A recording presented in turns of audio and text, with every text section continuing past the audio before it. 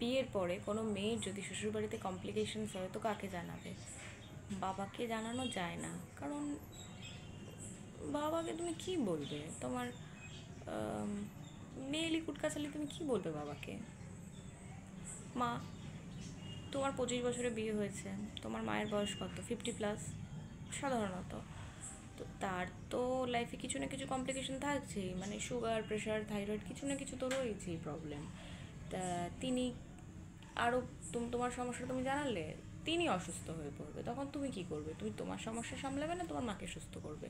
তাহলে মায়ের সাথে শেয়ার করা মানে তুমি বললে ডেফিনেটলি তুমি হালকা হবে, কিন্তু মায়ের সাথে বলা মানে কি বলো তো, ওনাকেও একটা ট্রাবলের মধ্যে ফেলে দেওয়া। তো এবারে কি হয়, মানে তুমি জানাবে কাকে? তোমার বান্ধবী তো তোমারই বয়সী, তার ম্যাচিউরিটি তোমারই মতো, আর মেয়েরা মেয়েদের তো ভালো দেখতে পারে না। তুমি বলবে, তারা কিন্তু খুব যে ভালো পরামর্শ দেবে তা না। তুমি তুমি কি জানো সে তোমার প্রতি জেলাস কি জেলাস না?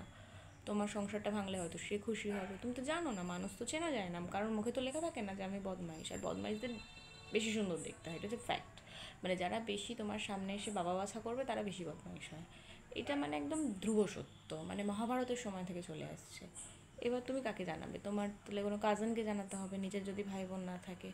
এবার তাদের লাইফেও তো প্রবলেম আছে, তো এবার কত তারা তোমার কাঁদনি শুনবে? তাদের অফিস আছে, সংসার আছে, ছেলেপুলে আছে, রোজ রোজ ভাল লাগবে? তখন দেখবে তারাই বিরক্ত হয়ে যাবে, ইগনোর করবে, তখন তোমার একাকিত্ব হবে।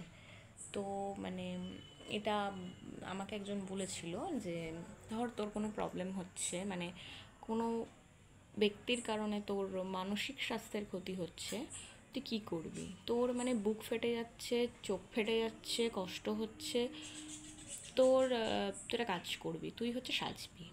মানে শুনে এটা তোমাদের হয়তো মনে হচ্ছে কী বলছে রে ভাই, না এটা সত্যি, এটা এটা এটা করে দেখো, কাজ মানে 100% দেবে। কী করবে? ধরো কেউ তোমার নামে, মানে কারোর একটা কোনো আচরণে তোমার মনে আঘাত লেগেছে, তুমি কি করবে? তুমি সুন্দর করে ক্লিনজিং, স্ক্রাবিং, একটা ফেস মাস্ক লাগালে, নেই মুসুর ডাল বেটে সেইটা মুখে লাগালে, সুন্দর করে চুলে শ্যাম্পু করলে, কন্ডিশনার লাগালে, সিরাম লাগালে, ছেড়ে দাও, কন্ডিশনার লাগালে, শ্যাম্পু লাগালে, একটা কাঁচা নতুন জামা পরা একটা কাঁচা নাইটি পরলে, সুন্দর মানে পরিষ্কার পরিচ্ছন্ন হয়ে থাকলে, ঘর দোর গোছালে, একটু বাইরে থেকে বিরিয়ানি যে খেতে হবে তার কোনো মানে, ফুচকা খাও, সিঙ্গাড়া খাও, ভালো খাবার খেলে, একটুখানি চোখে কাজল ফাজল পরলে, হালকা করে লিপস্টিক লাগালে, মানে ফিট ফাট হয়ে সেই মানুষটার সামনে একদম ফিট ফাট হয়ে সুন্দর করে খাবে, রিলস ফিলস বানাবে, মানে তুমি দেখাবে যে তুমি ভালোবাসো। মানে এটা খুব কাজের, সত্যি আমি করে দেখেছি।